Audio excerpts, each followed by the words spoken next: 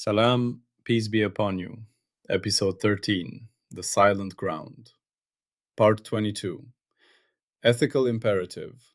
Comparability demands responsibility. There is one primitive, phi, the holophase, the continuous cyclic order that makes reality readable. And here is the firewall, spoken plainly.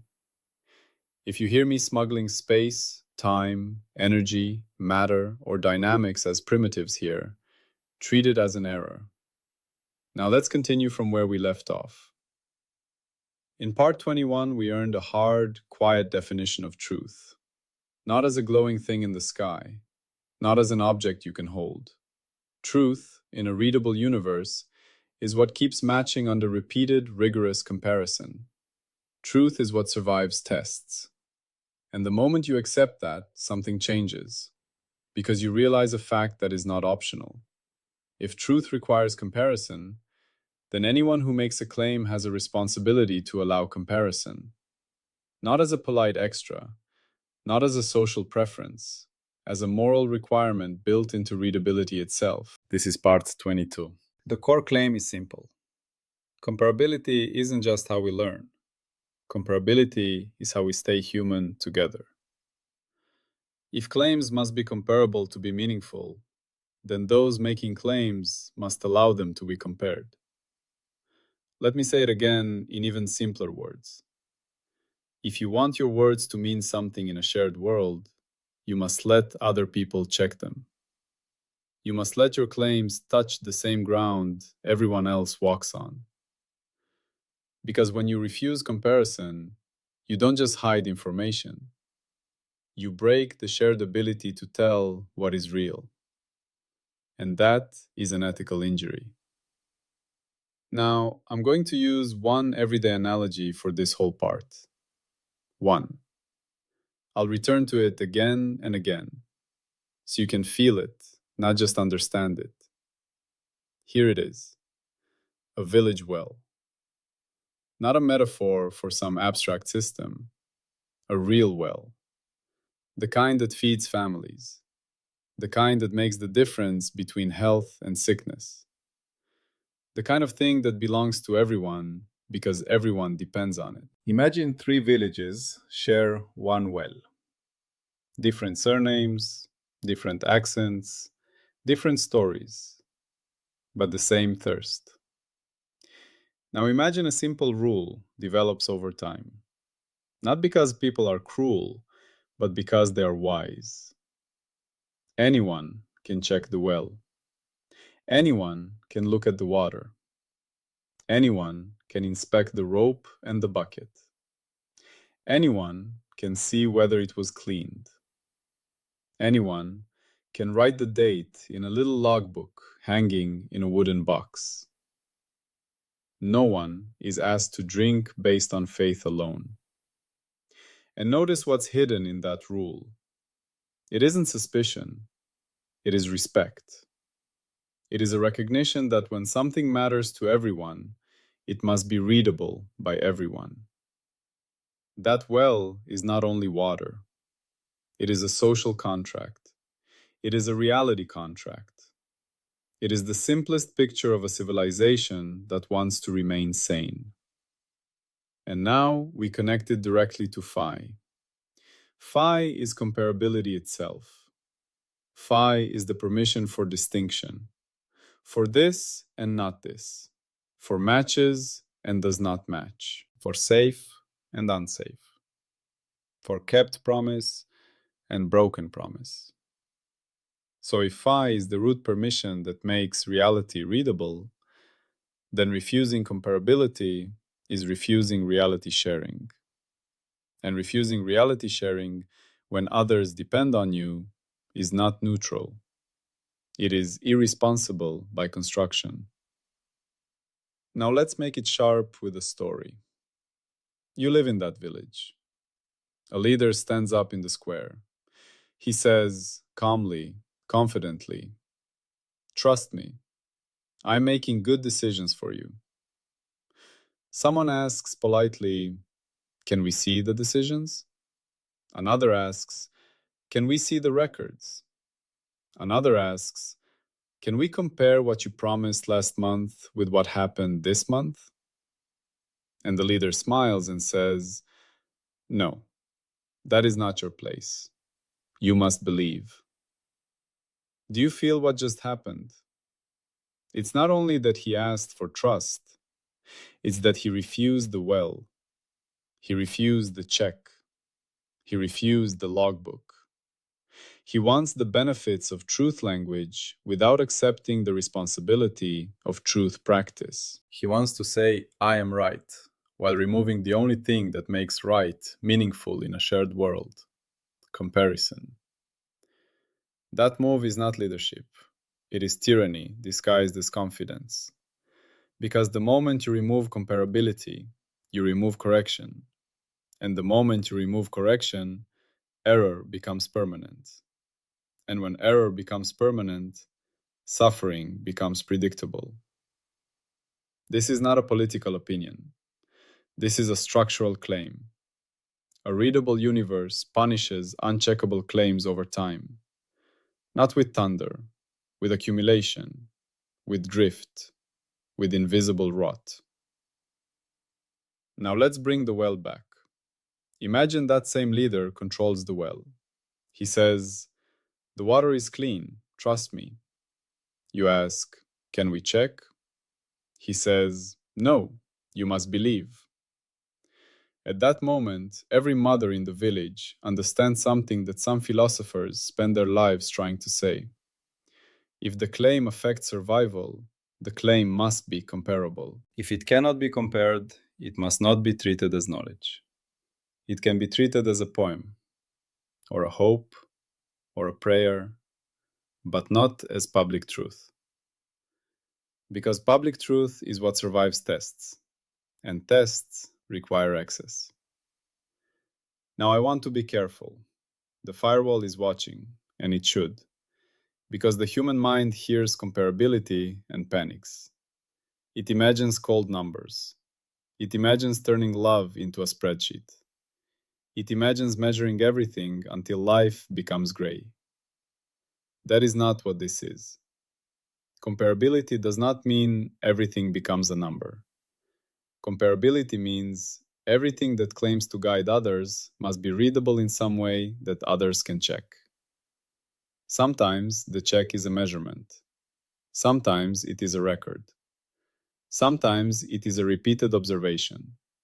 Sometimes it is simply consistency between words and actions.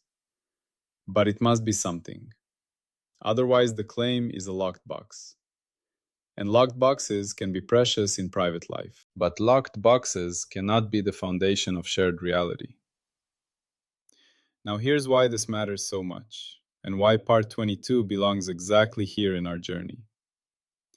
We have been building the public layer. We have been moving from silent ground to shared world. Truth is what survives comparison. Objectivity is what survives shared comparison across observers. And now responsibility is the requirement to keep that shared comparison possible. Responsibility, in HOLOPHASE terms, is not a moral decoration placed on top of science. It is a structural consequence of readability. A readable universe forces an ethical shape on communicators. Because if you speak into the shared space, your speech becomes part of the shared navigation system. And navigation systems must be maintained. Now I'll give you a simple everyday example that is not a new analogy, just a direct case of the same rule. A company sells baby food. They say, it's safe. A parent asks, where are the tests? The company says, trust us. Do you see it? That company is asking the parent to drink from an uncheckable well, to put a child's body into a claim that cannot be compared against evidence. And in a FI world, that is an ethical violation. Not because the company is evil by nature, but because refusing comparability removes the public's ability to correct error. It turns safety into faith. And safety must not be faith. Now imagine the opposite. The company says, it's safe. And then they add, here are the test results. Here is the lab method. Here is the independent verification. Here is what we still don't know. Here is what would make us recall this product tomorrow. Now something becomes possible. Trust becomes earned, not as blind loyalty, as a stable pattern of matching. The company's words match the tests. The tests match independent checks. The independent checks match outcomes over time. Truth begins to appear, not as a magical label, but as a survived storm. And that is the ethical imperative in action. You do not get to say safe while refusing the checks that make safe meaningful. Now let's ground it in another domain, work. I remember a factory floor where the owner would walk through and say, "You're not working hard enough." But there was no standard, no agreed measure, no way for the worker to see what hard enough even meant. It was like being accused in a court with no law, like being judged by a ruler that changes length in the judge's hand. And what happens in that environment is always the same. Workers stop trying to be good. They start trying to look good. They start performing for power. They start hiding mistakes rather than correcting them. Because correction requires a shared standard. It requires comparability. Now imagine a manager comes and does something simple. Not cruel, not complex. Simple. He says, here is what we are producing. Here is what we need to produce. Here is how we measure it. Here is how quality is checked. Here is the record. He does not turn the factory into a prison. He turns it into a readable system. And the moment it becomes readable, something moral happens. Punishment becomes accountable. Praise becomes meaningful. Improvement becomes trackable. Workers regain dignity because their reality is no longer at the mercy of a mood. A standard that can be compared is not just efficiency, it is fairness. Again, not as an opinion, as a structural consequence. A person cannot be held responsible for a claim that cannot be compared, and a person cannot be judged fairly under a system that refuses shared comparison. So now we can state the core claim again with more weight. Comparability demands responsibility because comparability is the only way to make claims belong to a shared world rather than a private fantasy. Now let's go even closer to home. Relationships. Someone says, "I love you." Beautiful words. But in a readable universe, words that guide lives must be comparable, not by turning love into numbers, by asking one quiet question. Do the actions match the claim? Do they show up? Do they keep promises? Do they protect what they say they cherish? When a person says, "I love you," and repeatedly harms, betrays, disappears, or humiliates, the claim becomes unreadable. And unreadable claims are not romantic mysteries. They are dangers, because they force the listener to navigate without a map. They force a person to drink from a well that cannot be checked. And the ethical imperative, even in intimate life, is this. If your claim affects another person's reality, you owe them comparability. You owe them the possibility of verification. You owe them the ability to say, without being punished, "This doesn't match." Because that sentence, "this doesn't match," is one of the deepest protections a human being has. It is the immune system of the mind. Now pause. Do you see what we've done? We have not added morality from the outside. We have derived responsibility from the inside, from the structure of phi. Because phi is comparability, and comparability is what makes truth possible. So if you destroy comparability, you destroy the possibility of truth for others. That is why it becomes ethical, not because someone declared it, because the architecture of shared reality requires it. Now, I want to say the firewall point very clearly. The holophase stance does not say authority is always wrong. It does not say everyone must vote on everything. It does not say every truth must be reduced to a number. It says something simpler and stricter. If you make a claim that affects others, you must make that claim comparable within a stated scope, with stated limits, and with a clear way it could fail. That's it. That is the contract of participation in a readable world. And now we add the prediction. If this claim is true, we should expect something, not vaguely, operationally.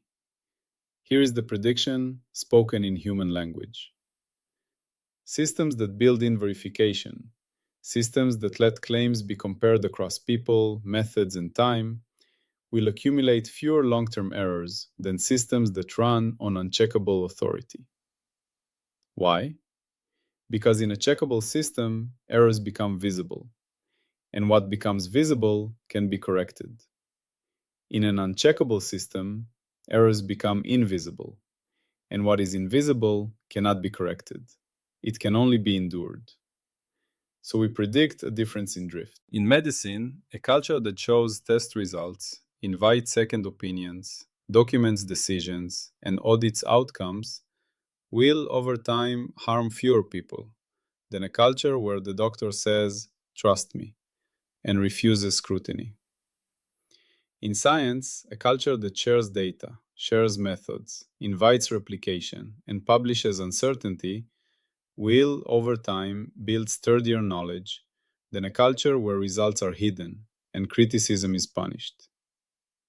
In governance, a culture that keeps records, opens audits, and ties promises to measurable outcomes will, over time, reduce corruption, compared to a culture where decisions disappear into private rooms. In relationships, a culture where words are expected to match actions will, over time, produce more stable trust than a culture where words float free from consequences. That's the prediction. Not that checked systems are perfect. The checked systems learn. And learning is the whole point of a finite mind inside an infinite world. Now the firewall demands falsification. How could this be wrong? Here's the clean falsification condition. If eliminating verification and accountability reliably improves outcomes across science, medicine, governance, or relationships, then this part fails. If trust me without checking produces better long-term results than show me so we can compare, then our claim collapses. And we should not hide from that possibility. We should welcome it, because welcoming disproof is part of responsibility. So what would we look for? We would look for stable domains where secrecy and uncheckability outperform transparency and testability. Not in short bursts, not in propaganda, over long time, over repeated comparison. If such domains exist broadly, we revise. That is the holophase discipline. But if we look honestly, the pattern tends to run the other way. Unchecked systems sometimes appear smooth because errors are hidden. Checked systems sometimes look messy because errors are visible. But visibility is not failure. Visibility is how correction becomes possible. A system that never admits mistakes is not perfect. It is unreadable. Now let's define the scope and the limit, because this is where responsibility becomes mature. This ethical imperative applies wherever claims enter the shared space and affect others' navigation. It applies to public claims. It applies to safety claims. It applies to truth claims. It applies to policies. It applies to promises that others will rely on. It does not mean you must expose your private soul as public data. It does not mean every personal feeling must be audited by a committee. It does mean this. If you want others to act on your claim, if you want them to move their bodies, spend their money, trust their health, or stake their lives, You owe them the conditions that make your claim readable. You owe them comparability. And in holophase language, that means you owe them licensing. You owe them coherence with shared checks. Now let's return to the village well, because it will carry the whole part into your memory. Why did the logbook matter? Not because the villagers worshipped paperwork, because the logbook made reality shareable, because it allowed the claim the well was cleaned to become something more than a sentence. It made it into a comparably grounded statement, a date, a signature, a method, a visible outcome. And the moment those are present, a new kind of trust appears. Not the fragile trust that breaks when someone is charming, the strong trust that grows when claims and outcomes keep matching. And here is the deeper twist. The logbook doesn't only protect villagers from lies, it protects honest people from chaos. Because even an honest person can be wrong. Even a sincere leader can misjudge. Even a well-intentioned company can make a mistake. Even a loving partner can fail.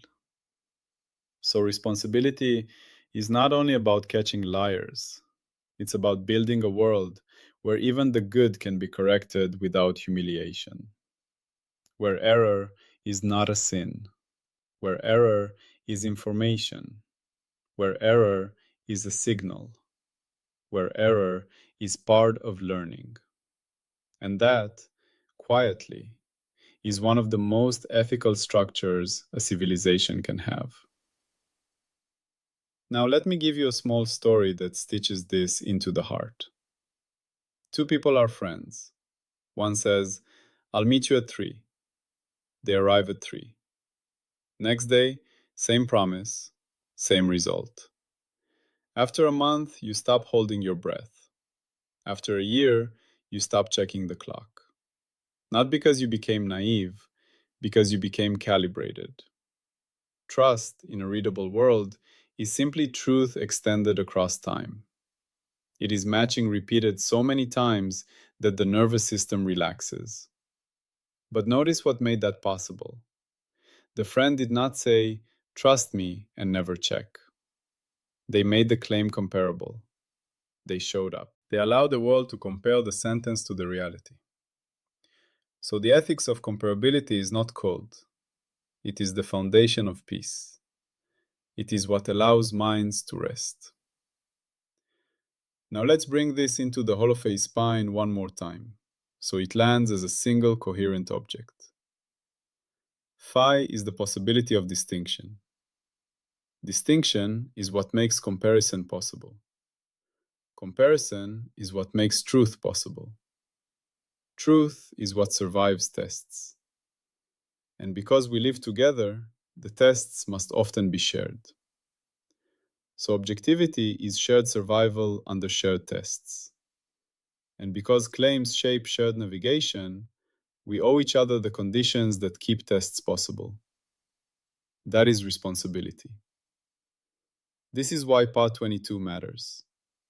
Because if you build a world where claims are not comparable, you don't merely lose science. You lose fairness.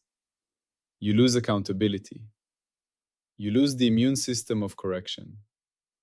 You lose the ability to say, "This doesn't match," without being punished. And when that ability dies, reality becomes a prison made of words. Now we include one brief energy reminder, because it's easy to drift. When we later speak about energy, remember, in holophase, it is a tally, not a substance. And in this part, we do not use energy to explain ethics. We derive ethics from readability, from phi, from comparability. So we remain firewalled. Now, I want to give you one sentence to carry out of this part. A sentence that is small enough to keep. Here it is. Phi demands we make our claims comparable. Hold that. When you hear "trust me" with no records, no checks, no openness to being wrong, you are hearing a refusal of comparability. When you hear "believe me" as a replacement for evidence, you are hearing someone trying to use truth language without truth responsibility. And when you hear someone say, calmly, here is what I mean, here is the scope, here is how you can check, here is what would prove me wrong, you are hearing a person participating in a readable world. That is not just intellectual honesty, that is ethical coherence, that is respect for other minds, that is care for shared reality. We will continue from here. Because once responsibility is earned, the next question becomes unavoidable. If we accept that truth is what survives comparison, then what kind of reality can exist at all without phi? And what kind of world collapses into nothing when comparability is removed? That is where we go next. Always peace be upon you.